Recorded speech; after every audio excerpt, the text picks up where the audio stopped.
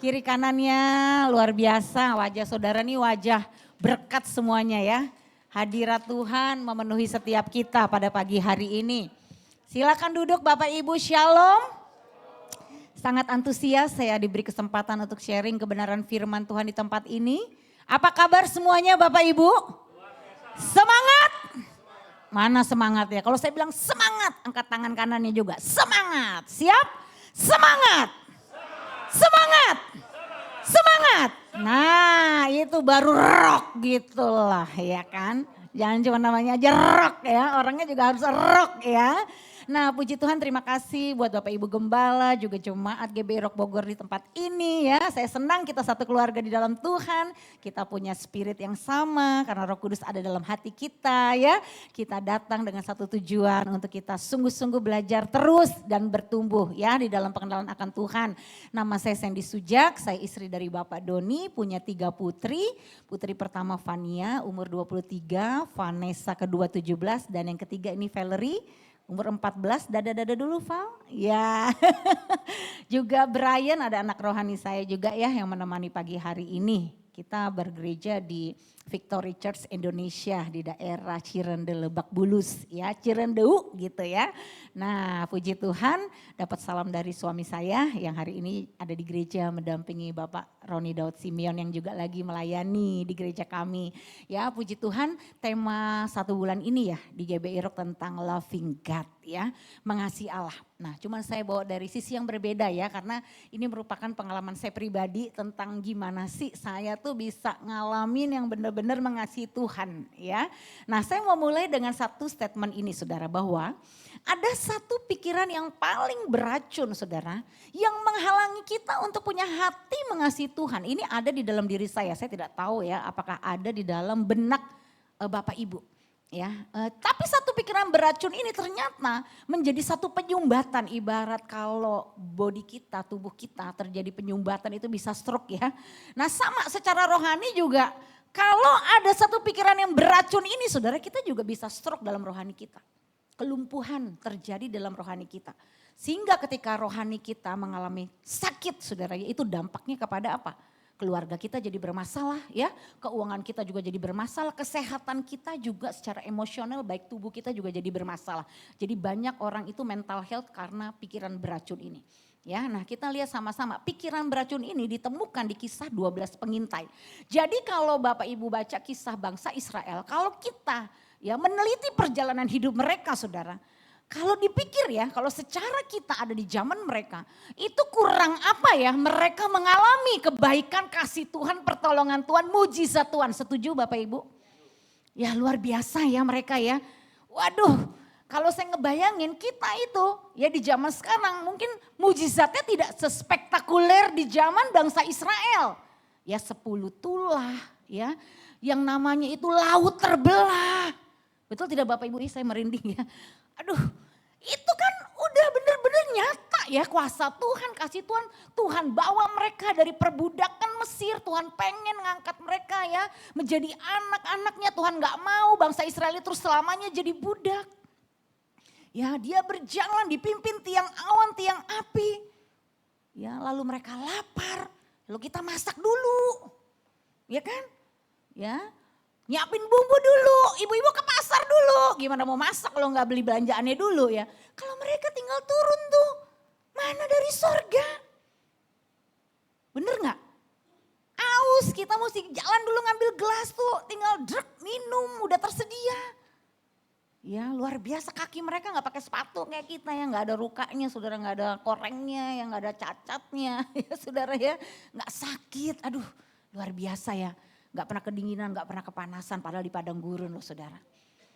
Nah saya tuh merenung gitu loh ya, kalau orang yang sudah ngalamin sedemikiannya kasih Tuhan saja, kebaikan Tuhan dan kuasa Tuhan, lalu mereka masih bisa punya pikiran beracun ini, apalagi kita. Betul ya? Ini udah depan mata nih, ternyata dari Kisah 12 pengintai ini kalau saudara lihat, berapa orang dari 12 yang masuk tanah perjanjian? Hanya 2, Joshua dan Kaleb ya. 10-nya kenapa nggak masuk? Karena mereka punya pikiran beracun. Ya, ternyata nggak mudeng gitu loh, nggak menjamin kalau hidupmu penuh mujizat. kok akan punya hati mengasihi Tuhan? Kok akan punya hati tetap percaya Tuhan itu nggak ngejamin. Bahkan sebagian besar anak-anak Tuhan kalau secara presentasi dari 10 yang disembuhkan penyakit kusta, berapa yang kembali mengucapkan terima kasih? Cuman 1. Jadi perbandingan orang yang kita boleh sama-sama mengalami kuasa Tuhan, kasih Tuhan, kemurahan Tuhan, kebaikan Tuhan. Tapi dari 10 yang mengalami itu cuma hanya 1. Dan perbandingan ini tetap berlaku sampai sekarang. Kalau kita lihat presentasi orang yang sungguh-sungguh komitmen di dalam Tuhan dari 100% jemaat. Itu paling bagus tuh udah dapat 10 aja udah the best saudara. Ya kalau luar biasa lagi dapat 20 lah. Ya, makanya untuk menghasilkan seorang murid itu tidak mudah. Apalagi di zaman now seperti ini saudara. Wah. Ya, kita kalau nggak ambil keputusan secara pribadi, saudara mau dilayani, ya, wah seperti apapun tipe pelayanannya, ya saudara tidak akan pernah mendapatkan esensi dari perjalanan kerohanian saudara. Ya, makanya kalau dari 10 dia dapat 2 yang masuk saudara, nah kita harus mawas diri. Ya, pikiran beracun ini harus hati-hati. Ya kita lihat Ulangan 1 ayat 26-27, apa pikiran beracunnya? Yuk kita baca. Tetapi kamu tidak mau berjalan ke sana, kamu menentang titah Tuhan Allahmu. Kamu menggerutu dalam kemahmu serta berkata apa? Pikiran beracunnya? Karena Tuhan membenci kita. Maka apa dikatakan?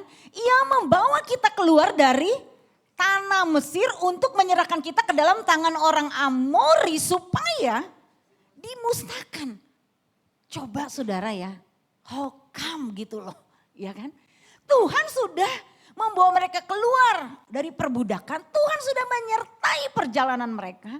Tapi ternyata satu pikiran beracun ini masih ada di dalam benak hati orang Israel. Apa pikiran beracunnya? Karena Tuhan membenci saya. Ya, mereka menggerutu, mereka marah. Kenapa kamu bawa saya keluar dari perbudakan Mesir? Saya lebih baik balik ke Mesir. Saya lebih enak hidup di Mesir. Betul saudara? Wih luar biasa ya. Nah inilah kacang lupa kulit itu sebenarnya antara kita dengan Tuhan. Istilah kacang lupa kulit itu saya tidak setuju kalau ditujukan kepada sesama saudara. Karena apapun yang saudara perbuat terhadap sesama, ya itu datangnya sumbernya dari Tuhan. Dan kau tidak perlu merasa berjasa kalau kau sudah melakukan satu perbuatan baik. Kacang lupa kulit itu berlaku kita ke Tuhan, bukan kita ke sesama. Makanya kalau ada orang yang berbuat baik lalu dia marah, kecewa ya. Kembalikan dulu motivasi hatimu saudara. Karena ini baru benar-benar kacang lupa kulit ya. Dia nggak tahu selama ini sumber hidupnya dari mana. Tapi ini membuat saya jadi berpikir panjang. Ya, dan membuat saya juga kembali kepada evaluasi perjalanan kekristenan saya. Sedemikian baiknya juga Tuhan menolong saya. Tapi seberapa banyak waktu saya dulu juga menjalani kekristenan saya dengan memberontak kepada Tuhan. Bahkan sampai saya mengutuki hari kelahiran saya. Bahkan saya sampai mengutuki Tuhan. Kenapa Tuhan mesti bawa saya di keluarga seperti ini. Keluarga yang kacau, keluarga yang jadi neraka. Kenapa kalau Tuhan sayang sama saya, kenapa saya dari 5 SD mesti mengalami pelecehan seksual. Hidup saya mesti hancur, saya mesti ditinggalkan papa saya. Kenapa papa saya mesti sayang dengan anak yang bukan anak kandungnya. Tapi sayang anak kandungnya dibiarkan, gak diberikan kasih sayang. Wah penuh dengan menggerutu saudara. Ya sampai saya bilang lebih baik mati kalaupun hidup kayak begini ya saudara ya. Nah ini yang membuat saya walaupun mama saya didik saya keras dari kecil sekolah minggu, remaja, ibadah pemuda ya. Nggak kurang-kurangnya itu mama saya didik saya dalam firman, tidak pernah mendidik saya benci sama papa. Nggak pernah tuh ada yang namanya racun-racun masuk ke pahitan ya dari mulut beliau. Saya sendiri yang pahit saudara dengan keadaan saya.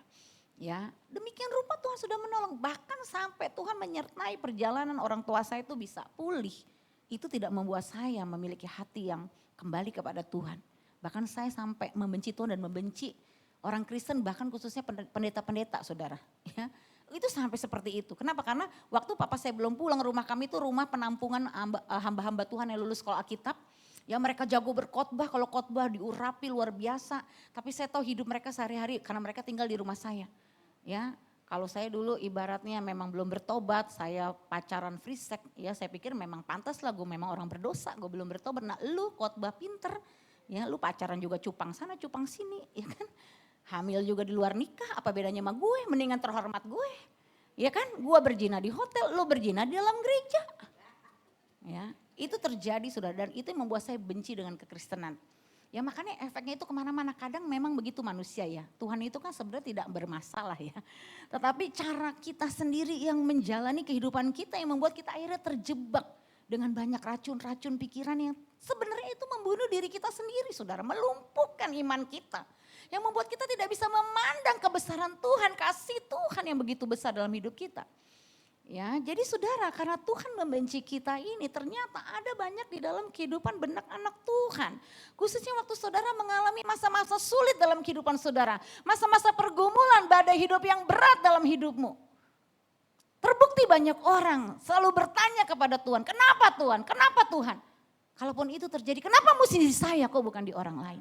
Saya kalau konseling orang ya banyak loh kata-kata tajam yang dulu pada saat saya mengalami seperti dia saya tidak menyadari. Tapi karena sekarang saya sudah diubahkan, saya jadi tertusuk gitu ya. Bahasa-bahasa yang seperti ini contohnya, Tuhan membunuh suami saya. Buset, saudara galak banget ya. Ya, Tuhan bunuh, Tuhan ambil suami saya. Itu ya seruan Ayub itu Tuhan memberi, Tuhan mengambil itu dipakai sampai sekarang di ibadah duka. Padahal itu kan pengertian Ayub di saat itu. Itu jangan dikontenkan atau dikontekskan pada kejadian buruk dalam hidup kita saudara. Tuhan tuh gak pernah mengambil, Allah kita tuh Allah yang memberi, betul? Dia tidak mengambil, jelas Yohanes 10 ayat 10, pencuri datang hanya untuk mencuri, membunuh dan membinasakan. Tapi Yesus datang untuk memberi kepadamu hidup, gak ada kata mengambil. Apalagi membunuh orang yang kita kasihi. Ya, tapi berapa banyak anak Tuhan kecewa, berapa banyak di pandemi istri-istri yang curhat ke saya, kecewa waktu suaminya dipanggil Tuhan, bahkan mereka gak bisa lihat jenazahnya, harus langsung dikubur di luar kota. Waduh banyak janda muda saudara ya kehilangan suami, mereka akhirnya kecewa sama Tuhan. Atau bahasanya Tuhan buat usaha saya bangkrut. Ih, ya sadis loh bahasa-bahasa kita kadang-kadang ke Tuhan tuh ya. Tuhan hancurkan pelayanan saya, buset saudara. Waduh pokoknya kalau yang udah jelek-jelek tuh manusia tuh gampang berpikir semua tuh Tuhan yang buat loh. Itu ternyata walaupun di mulut kita bilang Tuhan baik setiap waktu. Tapi ternyata pikiran beracun ini masih ada hinggap di dalam benak kita. Pikiran bawah sadar kita tanpa kita sadari. Buktinya ketika doa kita gak dijawab kita kecewa.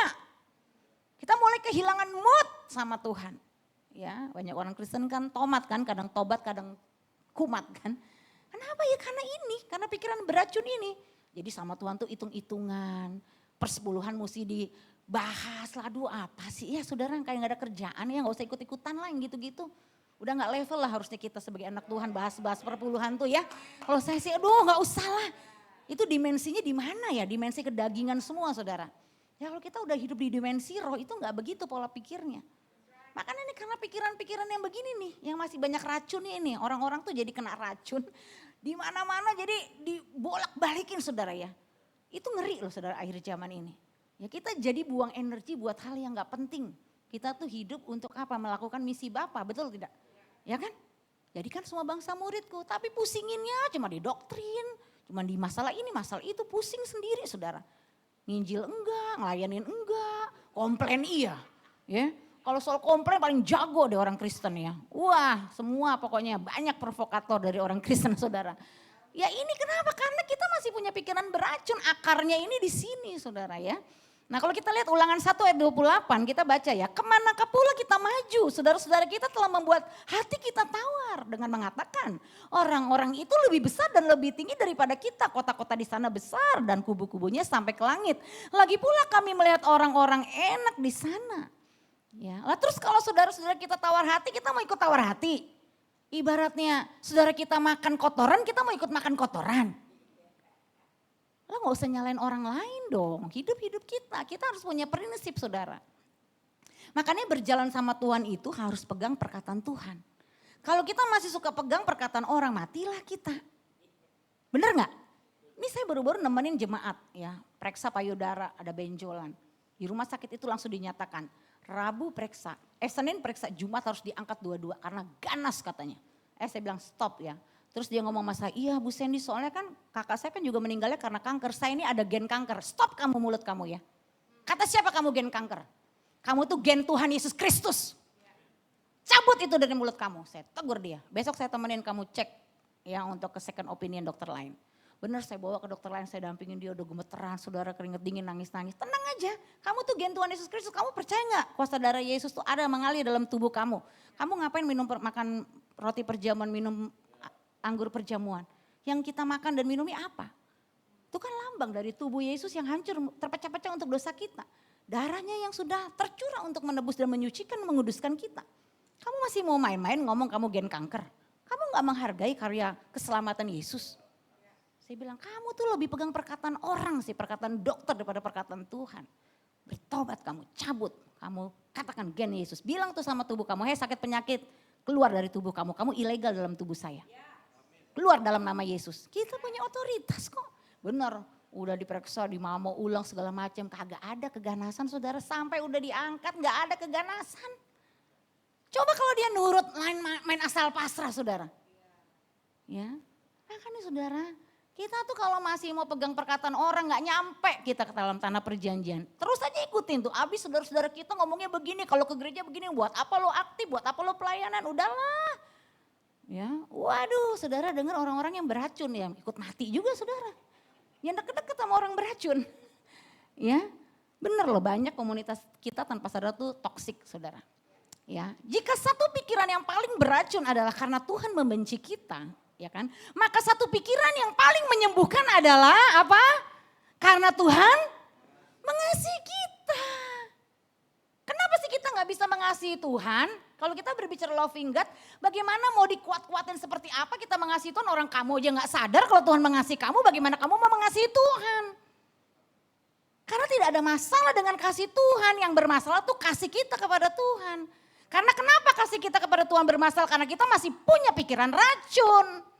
Kita masih pegang perkataan-perkataan orang. Ya, bahkan kita hidup apa kata orang. Habiskan katanya. Tertulis nggak di Alkitab katanya. Makanya anak Tuhan tuh kalau nggak pernah baca firman, pasti lemah imannya. Ikut arus dunia. Nggak bisa menjadi serupa Kristus, nggak bisa saudara. Semua tuh hanya sekedar slogan lah akhirnya. Ayat yang kita hafal, firman Tuhan yang kita dengar, ya lagu yang kita nyanyikan tuh cuma slogan semua. Kenapa? Karena kita tidak berakar dalam firman. Ya, kita cuma berdasarkan apa kata orang. Pengalaman hidup orang tuh jangan di copy paste saudara. Ya, Tuhan menolong saya dengan cara A, belum tentu Tuhan menolong saudara dengan cara A juga, beda, nggak bisa. Itu iman perjalanan saudara harus bertumbuh dari akar hidup saudara sendiri. Bagaimana saudara mengenal Tuhan? Ya, jadi akar kita tidak mengasihi Tuhan karena pikiran beracun Tuhan membenci saya. Jadi kalau ada pikiran Tuhan membenci saya itu bisa menghancurkan ya masa depan kita, ya kehidupan panggilan Tuhan dalam hidup kita. Maka yang mengembalikan kita kepada visi dan rencana Tuhan adalah dengan satu pikiran ini bahwa Tuhan mengasihi kita. Coba katakan sudah Tuhan mengasihi saya. Kamu tuh dikasihi. Kamu tuh diampuni Sandy. Saya suka ngomong gitu. Sampai tadi pagi saya selalu benar-benar ngalamin itu kebebasan. Tidak ada penghukuman, tidak ada tertuduh. Karena saya sudah dikasihi. Saya melayani Tuhan karena saya sudah dikasihi Tuhan itu. Amin. Ya, Roma 8 ayat 37 ayat 39. Tetapi dalam semuanya itu kita lebih daripada orang-orang yang menang oleh Dia yang telah mengasihi kita. Sebab aku yakin baca sama-sama bahwa baik maut maupun hidup, baik malaikat-malaikat maupun pemerintah-pemerintah, baik yang ada sekarang maupun yang akan datang atau kuasa-kuasa baik yang di atas maupun yang di bawah atau sesuatu makhluk lain yang katanya nanti akan bermunculan, mau monster lah, mau apalah nanti akan ada ya. Tidak akan dapat memisahkan kita dari kasih Allah yang ada dalam Kristus Yesus Tuhan kita. Tidak ada yang dapat memisahkan kita. Penyakitmu tidak memisahkanmu. Ya, penyakit itu sudah ilegal dalam tubuhmu. Masalahnya kok nangkep gak perkataan Tuhan. Makanya 1 Petrus 2 ayat 24 Tuhan sendiri yang telah memikul semua dosa kita dalam tubuh kita di kayu salib. Supaya kita yang hidup kita tidak lagi hidup untuk dosa tapi kita hidup untuk kebenaran. Di situ dikatakan oleh bilur-bilur Tuhan Yesus kamu telah bukan akan tapi telah sembuh. Amin saudara. Ya, luka batinmu telah sembuh, amin. Traumamu telah sembuh, sakit dalam tubuhmu telah sembuh. Tidak ada dapat memisahkan kita dari kasih Tuhan. Ya, kenapa kalau Anda percaya tidak dapat memisahkan kita dari kasih Tuhan, kenapa Anda takut? Kenapa Anda khawatir? Ya, banyak orang tuh aduh gimana nanti anak saya kuliah kejauhan mikirnya saudara. Mikir tuh jangan kepanjangan, punya visi boleh. Ya, tapi saudara dengan hambatan dan rintangan yang saudara alami hari ini, saudara jangan garis lurusnya itu terlalu jauh. Jalani hidupmu hari ini dengan satu komitmen yang teguh di dalam Tuhan. Kau lakukan bagianmu. Ya, Kalau kau hidup terlalu jauh overthinking, nanti saudara bisa kecewa lagi. Ya, saudara akhirnya down lagi dengan keadaan masalah saudara. Perkataan Tuhan bisa hilang lenyap dalam hati dan pikiran saudara karena kau terlalu berfokus dengan keadaanmu. Ya, tidak ada yang dapat memisahkan kita dari kasih Tuhan. Baca sama-sama yuk. Keyakinan kita akan kasih Allah kepada kita adalah kunci kemenangan dalam hidup kita. Ayo ulangi sama-sama 2, 3. Keyakinan kita akan kasih Allah kepada kita adalah kunci kemenangan dalam hidup kita. Ganti kata kita dengan saya 2, 3. Keyakinan saya akan kasih Allah kepada saya adalah kunci kemenangan dalam hidup saya. Nah, iblis berusaha menaruh pikiran yang salah tentang kasih Allah. Ya, dia taruh itu dalam pikiranmu. Apa sih yang namanya kasih Allah itu? Ya, karena apa? Kalau berbicara tentang loving God, itu harus dulu kembali kepada tentang fokusnya kepada kasih Allahnya dulu. Karena yang problem itu memang kasih kita kepada Tuhan. Ya, makanya harus diluruskan cara berpikir kita tentang kasih Tuhan dulu. Ya, sekarang saya mau tanya, siapa di sini yang rindu dikasihi Allah lebih lagi? Angkat tangan. Siapa yang rindu dikasihi Allah lebih lagi? Lambaikan tanganmu. Siapa yang rindu saudara? Oh luar biasa. Coba saya tanya sekali lagi, serius gak saudara ya? Kalau serius sungguh-sungguh angkat tangannya ya. Siapa di sini yang rindu dikasih Allah lebih lagi? Angkat tangannya. Yang angkat tangan pikiranmu masih beracun. Jebakan Batman saudara ya. Banyak umat Tuhan tuh begitu. Dia puasa, dia pelayanan, kenapa? Dia berdoa, dia memberi. Ya kalau perlu memberi jangan persepuluhan, dia udah lebih radikal 50%. Tapi tujuannya supaya dia ingin lebih dikasihi Tuhan saudara. Ini nih pikiran beracun nih. Jadi motif saudara tuh masih salah tentang cara kasih Tuhan kepada saudara. Cara berpikirnya masih salah. Ya, nah iblis berusaha menaruh pikiran yang salah. Buktinya saudara pengen dikasihi Tuhan lebih lagi. Sekarang saya mau tanya. Ada nggak darah Yesus yang belum tercurah buat kita yang masih tersisa gitu? Adakah tubuh Yesus yang belum hancur, yang masih Tuhan akan hancurin untuk kita sekarang? Hah? Kan nggak ada. Tubuh Yesus sudah hancur. Darah Yesus sudah tercurah. Dia sudah mati. Dia sudah bangkit. Dia sudah naik ke sorga. Dia akan datang kembali menjemput kita. Itu sudah semuanya 2000 tahun lalu dibuktikan bahwa Tuhan itu sudah mengasihimu. Ya. Ini di sini kuncinya saudara. Kasih Allah kepada saya bisa bertambah, bisa berkurang, itu adalah pikiran beracun. Ada banyak bahkan hamba-hamba Tuhan pun juga melakukan semua aktivitas rohaninya. Pelayanannya yang all out, yang militan ini cuman hanya untuk kasih Tuhan itu bertambah dalam hidupnya. Sia-sialah semua ibadahnya saudara. Ini namanya pikiran agamawi saudara. Ya, semuanya hanya berdasarkan apa yang kita perbuat untuk Tuhan. Makanya kalau cara mengajar umat Tuhan, mengasihi Tuhan basicnya di sininya masih belum benar. Maka kau akan menjadi orang yang seradikal orang-orang yang bersedia mati dan bom bunuh diri itu kan. Kenapa mereka bersedia mati bom bunuh diri? Bahkan mereka rela loh suami istri dan semua anaknya. Ya dipakein bom mati, bom bunuh diri. Itu kan karena konsep kasih yang salah kan. Mereka berpikir mereka akan dapat pahala. Mereka akan bertemu dengan 7 bidadari ya kan.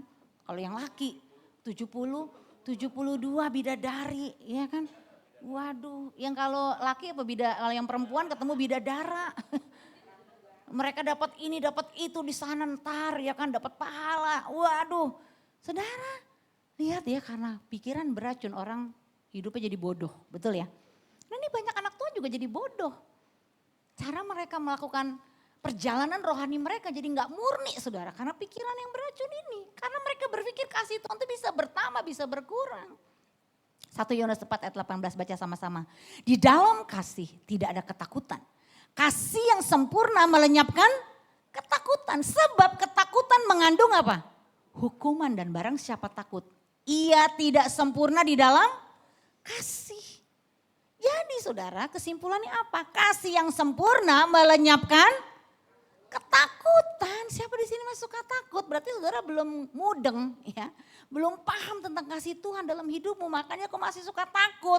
Hidupmu masih suka stres, hidupmu masih suka depresi. Ketika kau jatuh, ketika kau gagal, ketika mungkin usahamu pas merosot ya, nggak seperti bulan yang lalu. Atau mungkin ya engkau dari keluarga yang miskin, latar belakangmu keluargamu mungkin nggak ada yang berhasil. Wah udah langsung, memang dari sononya gue udah begini, nasib gue udah begini ya. Emang jalan hidup gue begini ya.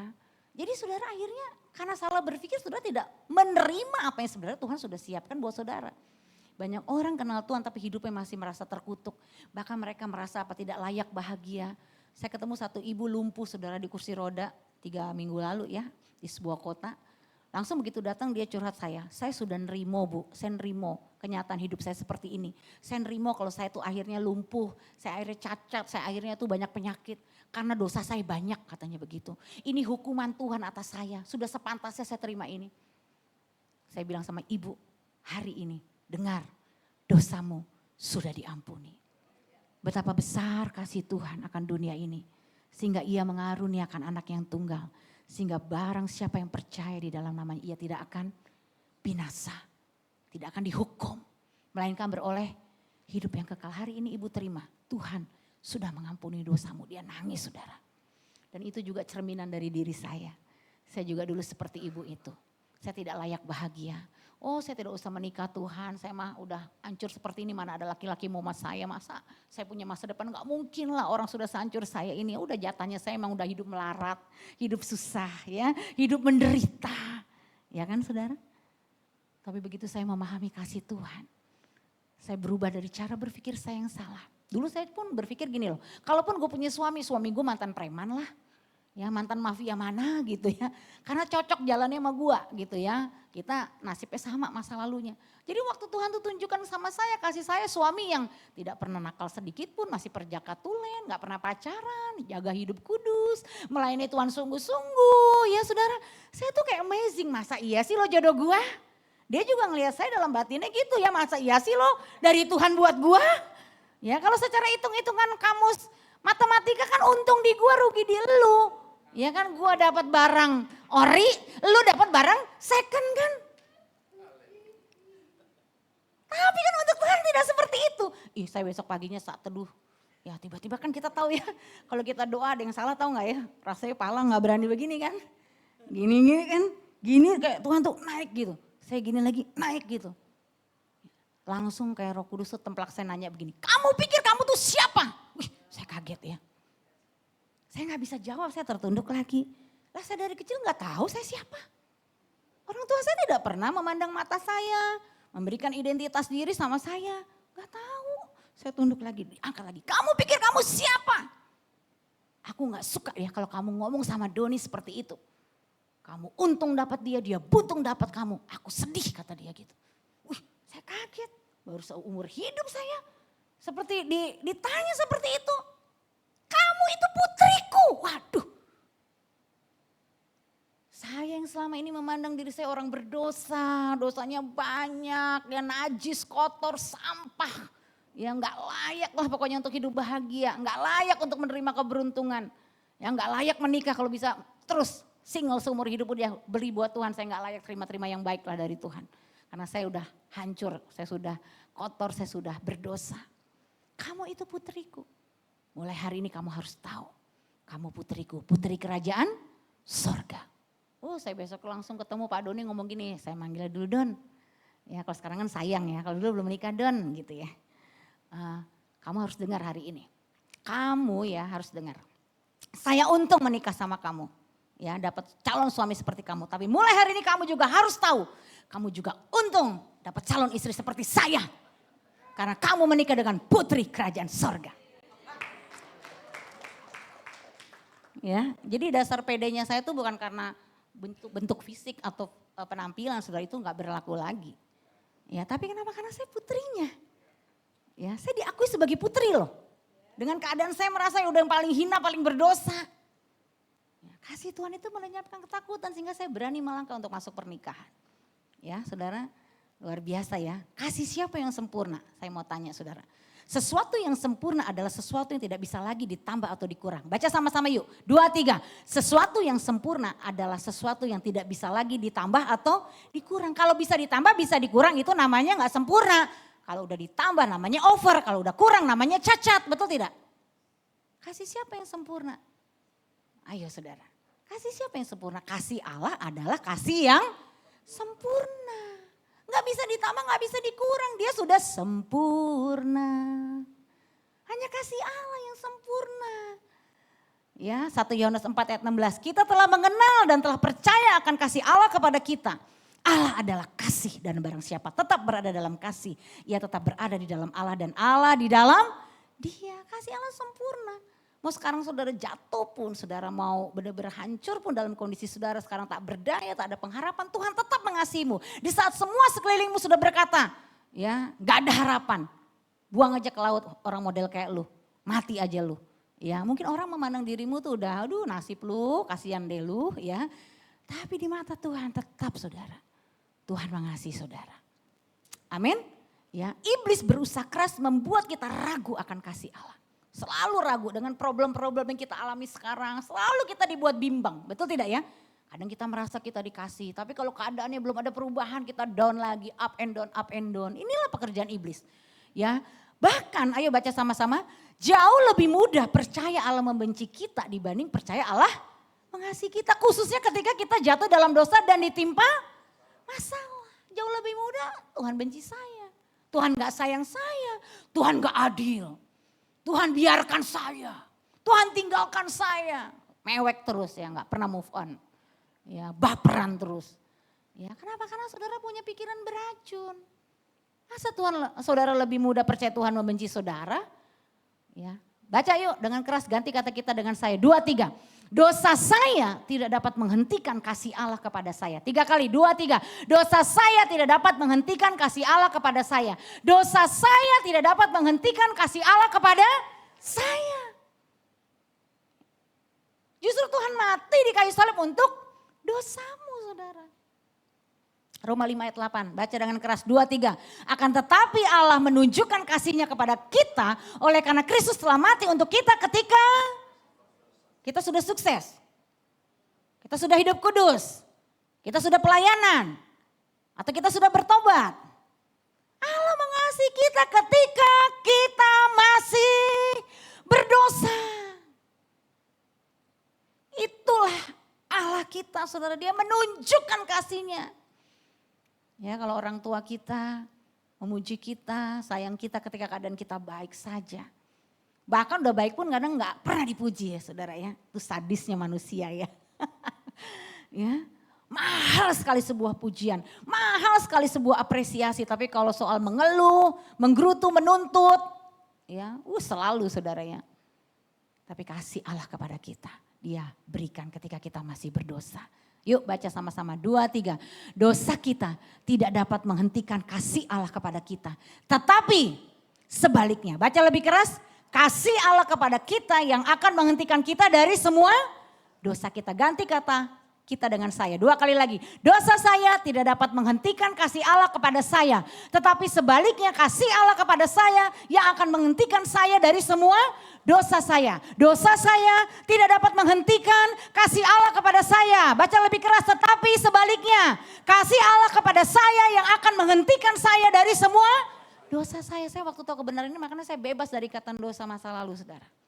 Lenyap semua ikatan dosa, mau kepahitan, mau berontak, mau kenajisan, mau perjinahan, mau pornografi, percabulan, ya, mau kemarahan, semua lenyap saudara. Kenapa? Karena begitu saya percaya Tuhan mengasihi saya.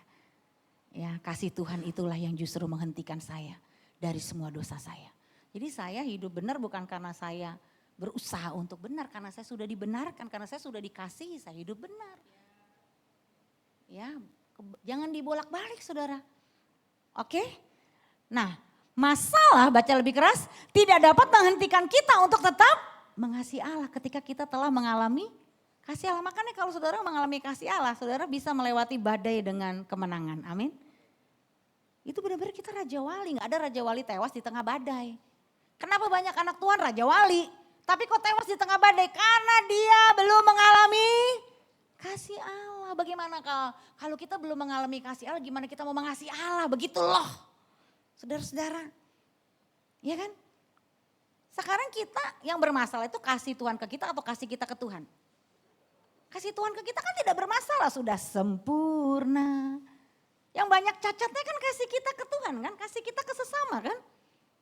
Kasih kita juga ke diri kita sendiri, kadang kita benci diri kita. Kita mau bunuh diri, itu yang terjadi kepada saya dulu. Ya makanya pengalaman bagaimana kita mengalami kasih Allah secara pribadi itu benar-benar satu kekuatan saudara. Mau saudara mau doa dijawab, gak doa dijawab, Tuhan tetap mengasihi saudara. Amin. Mau pengharapanmu terwujud, mau tidak, Tuhan tetap mengasihimu. Ya sama, utara selatan itu mau doa saudara gak dijawab, utara tetap utara. Ya lu gak bisa balikin utara jadi selatan. Nanti itu makanya ada di pelajaran foundation, kita ajarin tuh tentang kebenaran objektif, subjektif. Banyak anak Tuhan tuh kebenarannya masih subjektif. Makanya hancur kekristenannya. Cuman berdasarkan feel-nya, perasaannya. Kenapa sih kamu jadi orang Kristen? Oh karena saya dapat mimpi. Orang di sana juga gak kenal Tuhan dapat mimpi banyak saudara. Oh karena saya bisa bebas dari narkoba. Saya bebas dari free sex, makanya saya ikut Yesus. Di luar sana juga gak ikut Yesus, ada bebas dari narkoba. Ya kan? Biar saudara gak lepas dari narkoba juga Yesus tetap Tuhan, benar gak? Ya jangan dikait-kaitin, tapi itu subjektif, oke lah. Kita itu pengalaman pribadi.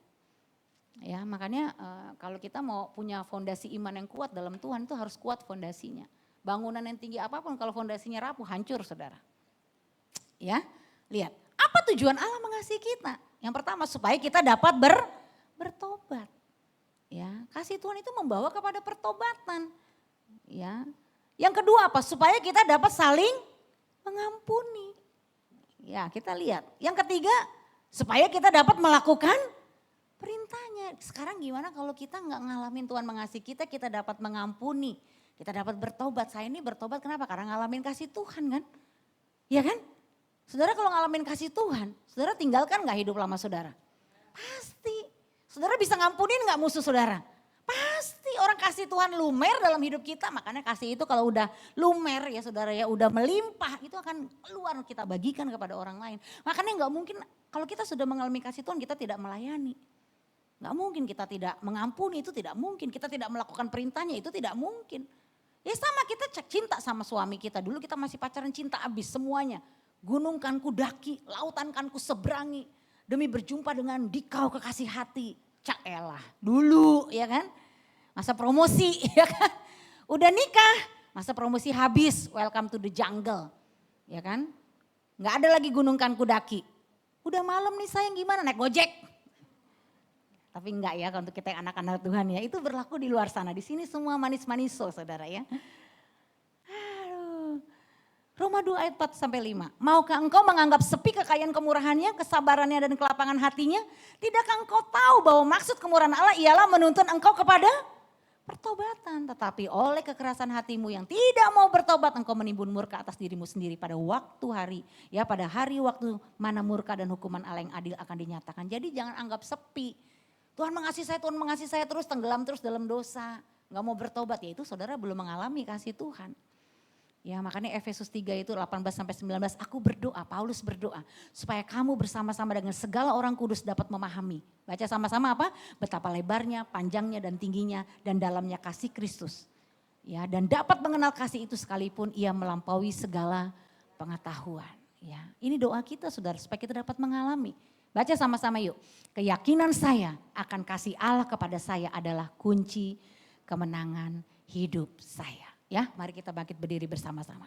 Kita datang kepada Tuhan. Kita percaya hari ini saudara. Tuhan mau kita memandang kasih Tuhan dari pikiran yang benar. Bukan dari pikiran yang racun, pikiran yang salah. Apapun yang terjadi dalam hidupmu saudara. Tuhan itu mengasihimu. Betapa besar kasih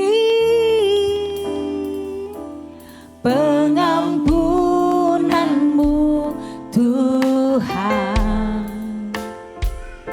Tak kau pandang hina hati yang hancur. Ucapkan syukur dari hatimu. Katakan ku berterima kasih Tuhan. Ku berterima